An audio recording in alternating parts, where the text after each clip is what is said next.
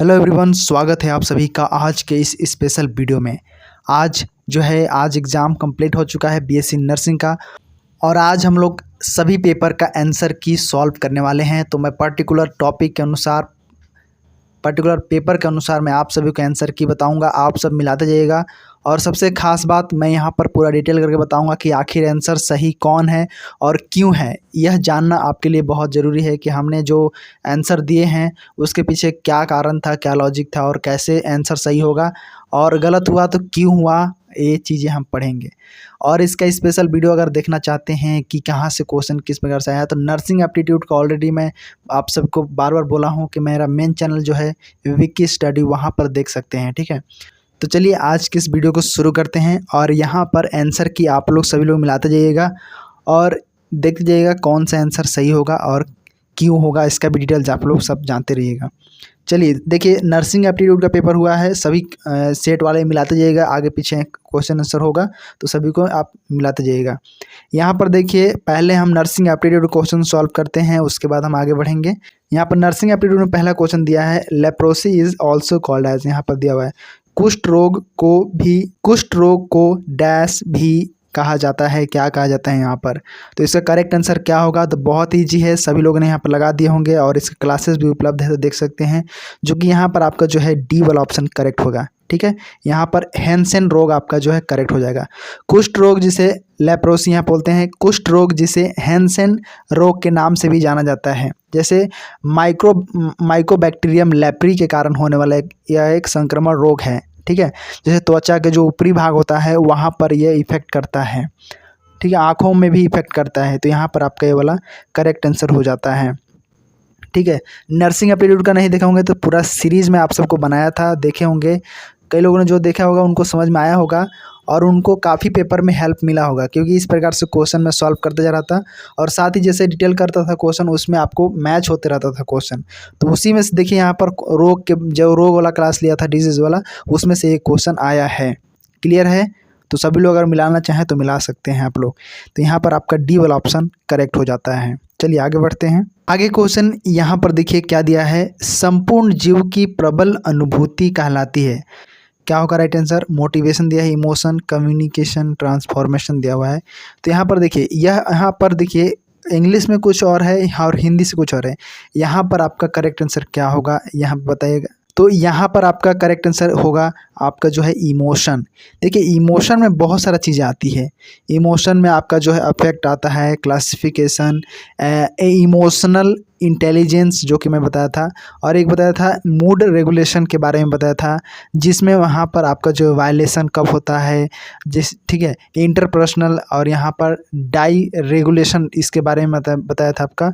इसके बारे में यहाँ पर आपका इमोशन आपका जो है करेक्ट आंसर हो जाता है। किशोरावस्था में उस समय जो परिवर्तन होता है उसकी प्रक्रिया को जो है सोशियोलॉजी पर निर्भर करता है, इसके बारे में भी आप सबको डिटेल किया था। तो ये क्वेश्चन नहीं आया, लेकिन यहाँ पर आपका जो है इससे रिलेटेड यहाँ पर आपका जो है भावना, यहाँ पर इस जुड़ी क्वेश्चन आपका जो है आ गया है। तो यहाँ पर राइट आंसर आपका जो है भावना जुड़ेगा। एक और बुक में बताया था आप सबको, जैसे मैं बताया था, जैसे आपको फीलिंग ऑफ द ऑर्गेनिज्म, ये सब के बारे में पढ़ाया था, जो कि उसमें दिया हुआ है। तो यहाँ पर आपका करेक्ट जो होता है वो भावना हो जाता है, राइट आंसर। इमोशन आपका करेक्ट हो जाता है। आगे देखिए, यहाँ पर यह सवाल को मैं बता चुका हूँ आप सबको, ये सवाल आया था। देखिए कैसे, इसको मैं दूसरे तरीके से बताया था आप सबको। यहाँ पर मैंने बताया था, जैसे यहाँ पर सवाल दिया है कि 12 सप्ताह, यहाँ पर 12 सप्ताह के अंदर गर्भवती महिलाओं का पंजीकरण कराना प्राथमिक जिम्मेदारी है, यहाँ पर दिया हुआ है। और मैंने जो बताया था वो बताया था गर्भवती महिलाओं के घर का प्रथम जो दौर करते हैं वो एएनएम को क्या करना चाहिए, इसके प्रकार से मैं बताया था।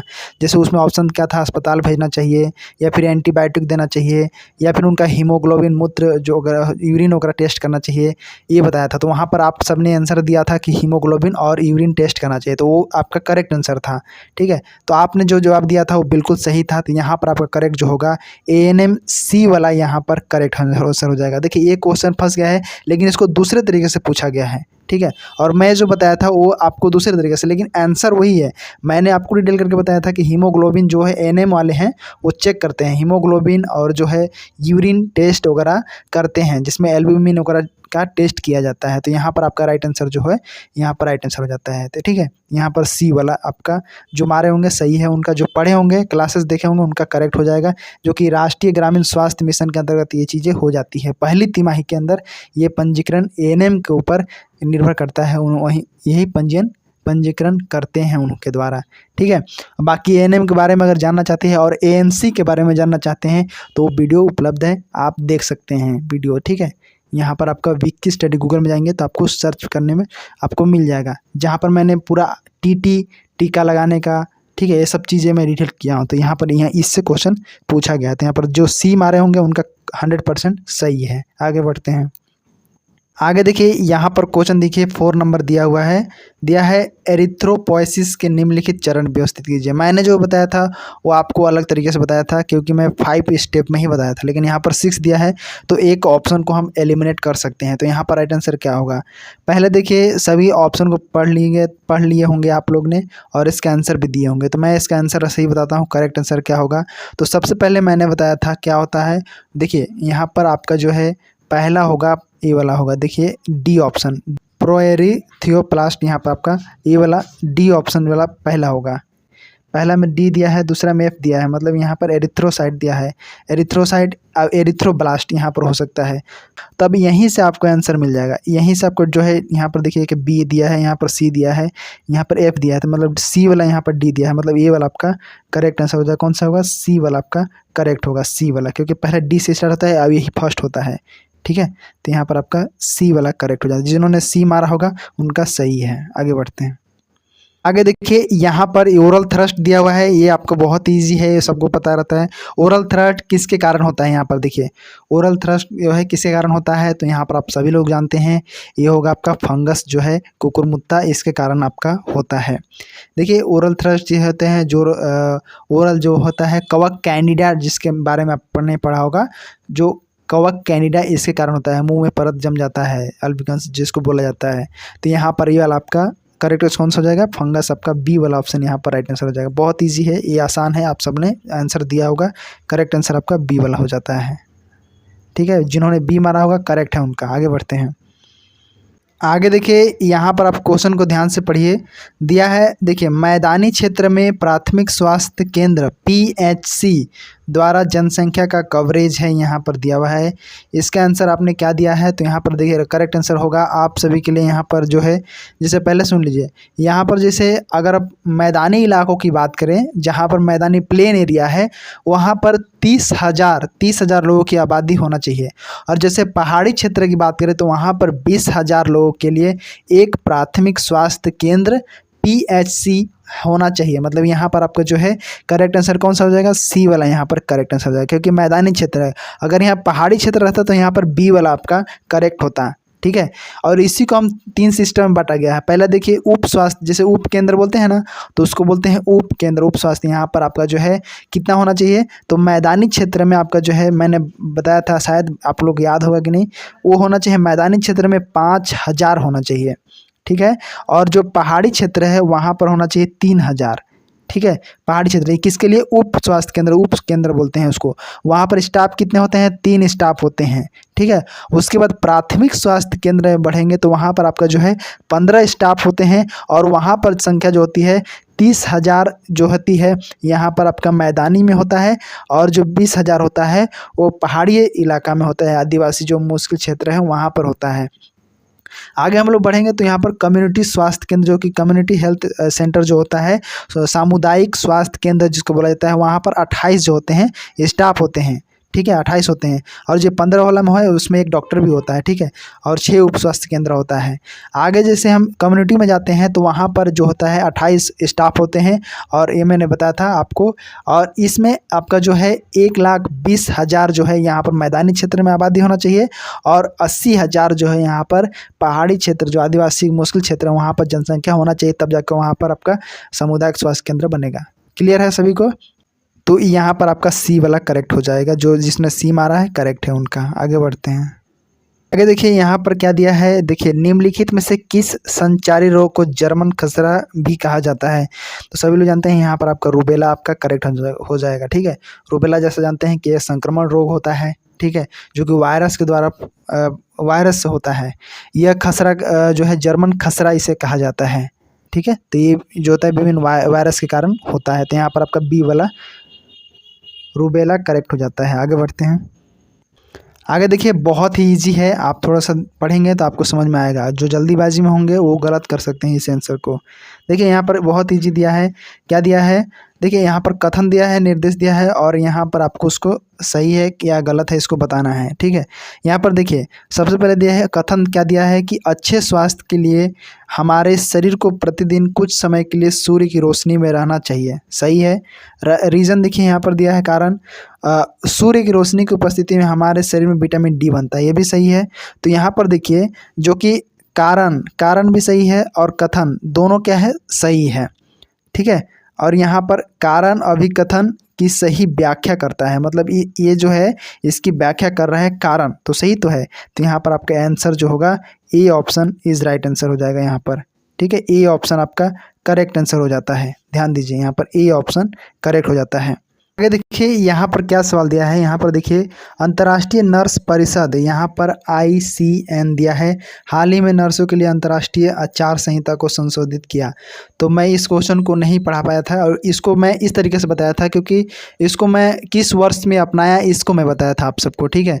तो सभी लोग जानते हैं कि 1953 में मैं आप सबको बताया था, और वो जो है मैंने इसको डिटेल भी करके बताया था कि किस प्रकार से जो है ICN जिसे कहा जाता है अंतर्राष्ट्रीय नर्स परिषद जो कहा जाता है 130 अधिक जो है नर्सिंग संगठन की एक संगठन संघ है, ठीक है। इसकी जो आचार संहिता है पहला जो है 1953 में इंटरनेशनल काउंसिल नर्स द्वारा अपनाया गया था। तो इसके बारे में मैं आप सबको बताया था।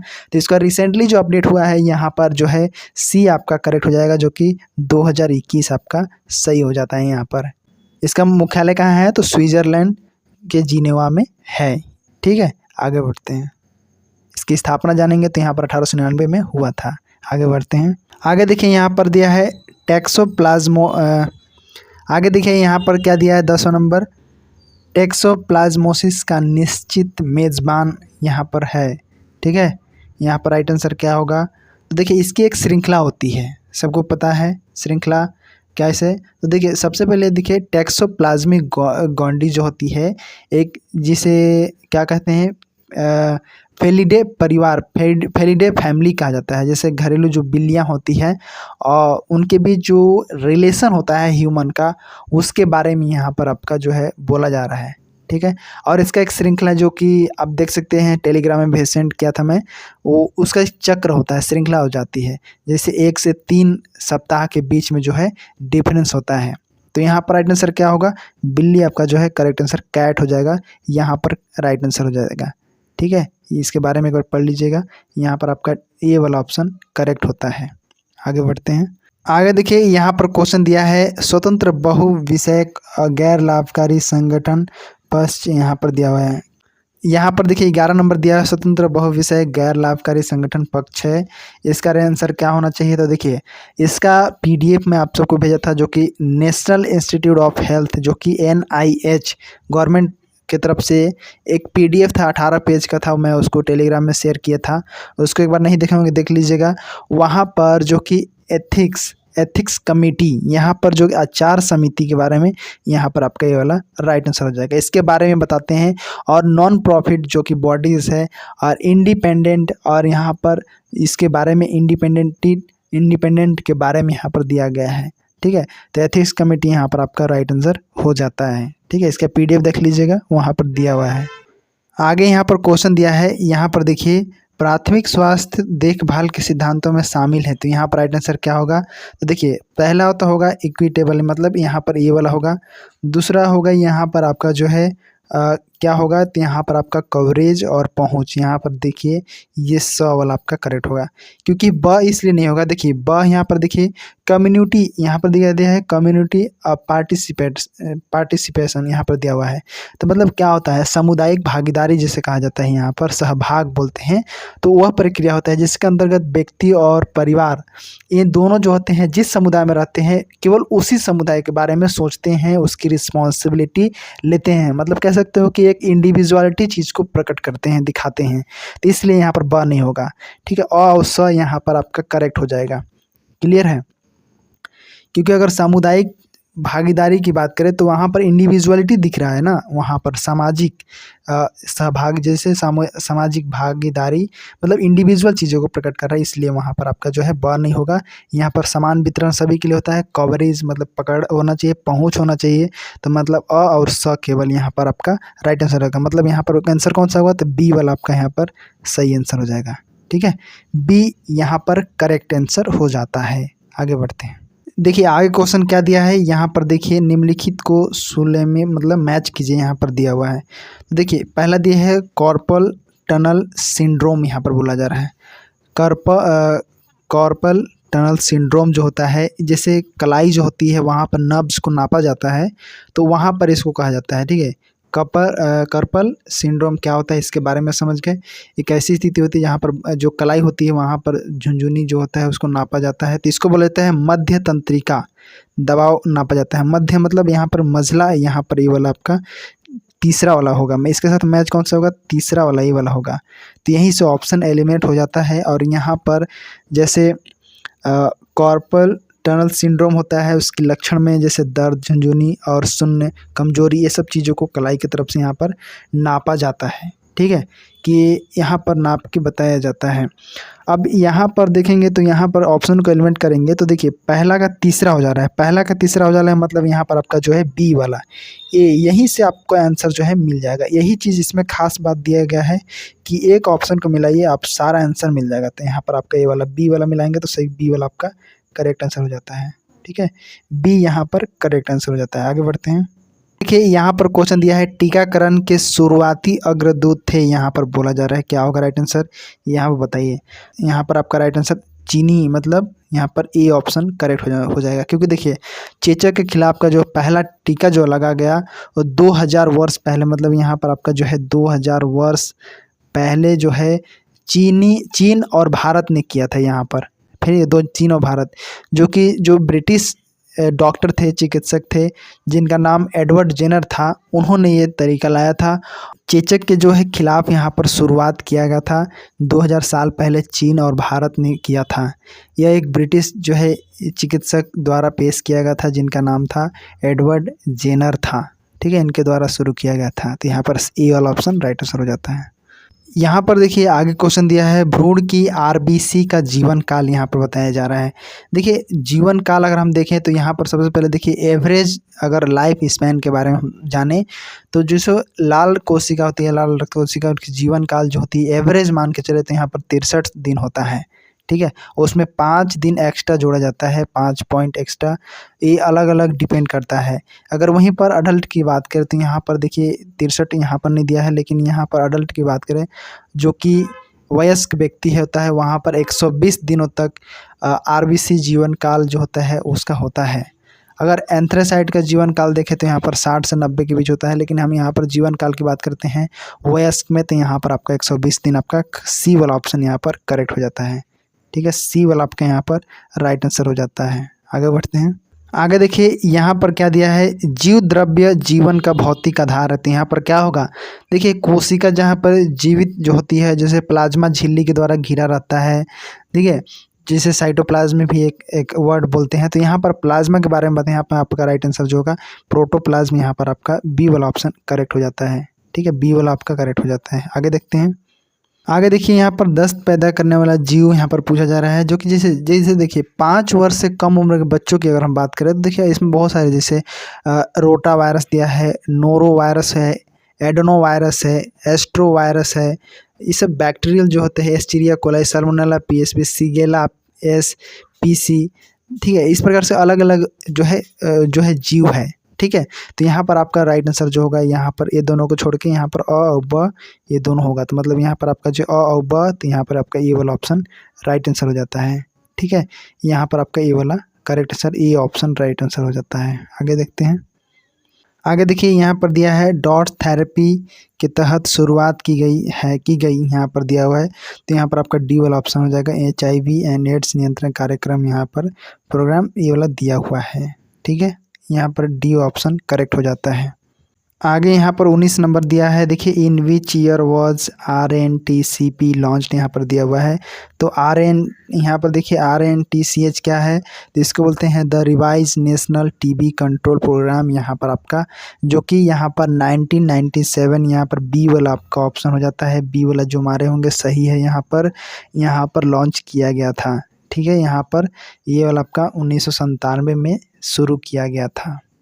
आगे देखिए बहुत ही इजी क्वेश्चन है, मैं इसको बार बार आप सबको बताया हूँ और इसका डिटेल भी किया हूँ और इसको हर एक क्लास में, सभी क्लास में बताया हूँ। देखिए यहाँ पर दिया है विशेष स्तनपान कुछ समय तक महिलाओं को गर्भधारण से बचाता है, तो वह है 6 मंथ। यहाँ पर आपका राइट आंसर कौन सा हो जाएगा, तो डी वाला आपका जो है, सॉरी सी वाला यहाँ पर आपका जो है सी ऑप्शन, यहाँ पर 6 मंथ आपका यहाँ पर करेक्ट आंसर हो जाता है, ठीक है। यहाँ तक डिटेल आप सबको मैं क्लियर आप सबको बताया हूँ।